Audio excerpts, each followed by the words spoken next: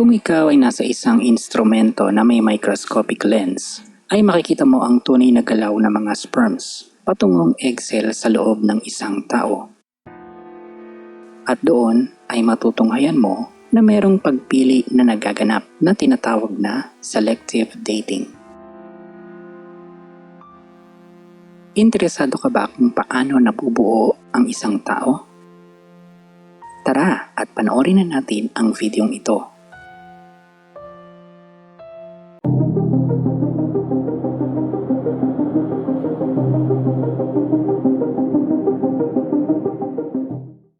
Sinasabi nilang kung sino ang mas mabilis o maliksing kumilos ay siyang parating nananalo sa isang contest. Kung ang pag-uusapan ay human fertilization, ganito rin ba ang sitwasyon?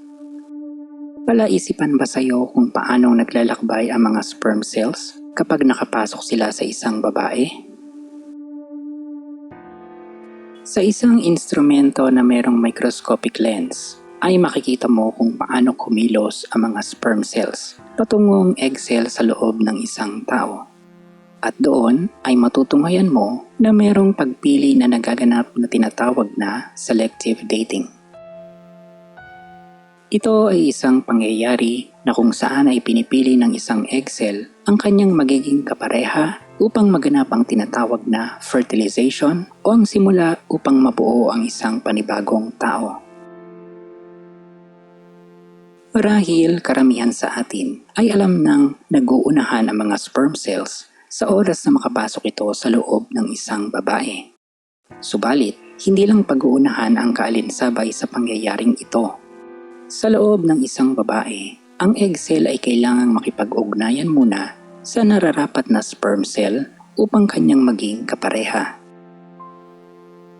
Sa pakikipag-ugnayan ng isang egg cell, dito nakasalalay kung sino ang mapipili at mananalong sperm cell.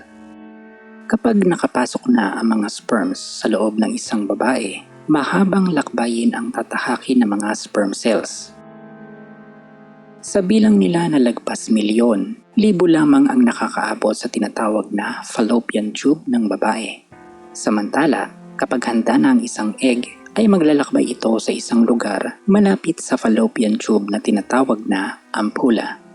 At dito ay maghihintay ang egg hanggang sa makarating ang nararapat na sperm cell. Sa lugar ding ito nagaganap ang isang matagumpay na fertilization. Sa kabilang banda, hindi matagal ang pananatili ng isang egg cell sa tagpuan sapagkat ang kanilang buhay ay tumatagal lamang ng hanggang 12 hanggang 24 oras. Kapag hindi na-fertilize ang isang egg cell sa loob ng 24 oras, ito ay mamamatay hanggang sa magkaroon ng regla ang isang babae. Pag natapos na ang pagdurugo o pagre-regla, doon muling magsisimulang maglabas ng egg cell ang ovaryo ng isang babae. Paulit-ulit lamang ang pangyayaring ito kada buwan at patuloy na maglalabas ng egg cell ang isang babae hanggat hindi pa umaabot ang kanyang edad sa tinatawag na menopausal stage. Kadalasang naaabot ng isang babae ang menopausal stage sa edad na 40. Subalit hindi pare-parehas ang bawat tao. May iba sa kanila na kaya pa ring mag-ovulate o maging fertile kahit lagpas na sila ng edad 40. Ang bawat babae ay kadalasang naglalabas ng egg cell kada buwan. Subalit may iba na kayang maglabas ng 2 egg cells kaya nga nagkakaroon ng tinatawag na kambal o twins. Samantala, ang sperm cells naman na galing sa isang lalaki ay kayang mabuhay sa loob ng katawan ng isang babae sa loob ng 5 araw. Habang naghihintay ang isang egg cell sa ampula, naglalabas ito ng chemical signals na nangangahulugan na handa na itong ma-fertilize ng isang sperm cell. Ang chemical signal na inilalabas ng isang egg cell ay tinatawag na chemoattractants. Parang isa itong pabango na kayang maamoy o madama ng mga sperm cells na siyang magsisilbing gabay sa kanila upang maabot kung nasaan naghihintay ang isang egg cell ng babae. Subalit hindi lahat ng sperm cells ay naa-attract sa chemical signal na ito. Ang ilan sa kanila ay hindi ito papansinin. Maaaring mas mabilis ang isang sperm cell kumpara sa ibang sperm cells at makakaabot ito sa kinaroroonan ng isang egg cell. Subalit hindi ito isang garantiya na tatanggapin siya ng egg cell dahil namimili ang isang egg cell kung sino ang nararapat sa kanya.